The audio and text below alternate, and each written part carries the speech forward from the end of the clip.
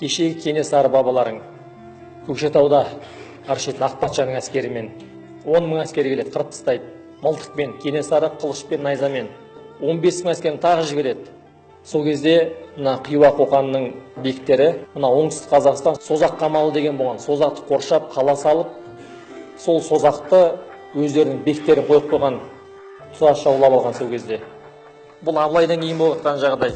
Сонда Хиуа мен қоқанның бектері 18 түрлі салық жігіттер. Жылқың бар, ашатұяғың бар, дәнің бар, терің бар, мүйіз бар. Соның ішінде қыз салығы деген бар екен. Қазақтың 13 пен 17 жастағы өрімдей әп-әдемі қыздарын әрбір рудан кеп 3-4 күнін алып кетеді екен. Одан асқан қорлық бар ма?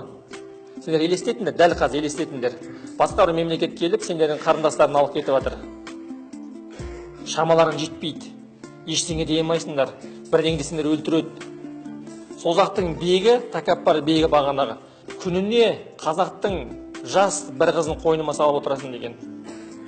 Қараңдар, солай істегенде, онда бірде-бір жігіт ештеңе дей алмайды жаңа жерде. Бұны кімге айтамыз деген кезде Кенесарыға дейді ғой. Кенесары анау Көкшетауда ар шеті бер шеті қырғын жасап жатыр мысалы. Осы сөзді қазақтың қызының абыройы тапталып жатыр деген сөзді естіген кезде Кенесары бүткіл жігіттерін көтеріп қазақтың батырларын Көкшетаудан ойлаңдар Созаққа дейін қанша шақырым, 2000 шақырым. Егер атпен жай жүретін болса, бір ай жүреді жігіттер. 6 күнде келген ғой, 6 күнде. Әр жігіт 3 аттан 3 атпен шауып отырады. Мына шаршаған кезде мына атқа мінеді, мына ат шаршаған кезде мына атқа мінеді.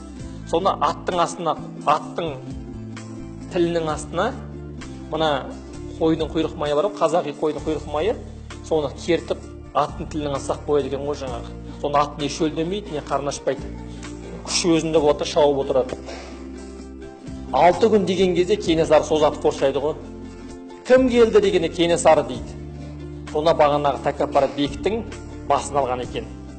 Кім үшін? Қазақтың қызының абыройы үшін. Кім үшін? Осы елдің тұтастығы үшін. Ұрпағым қор болмасын, ұрпағым құл болмасын деп барлығы сол үшін соғысты ғой. Мына елді солай қорғады жігіттер.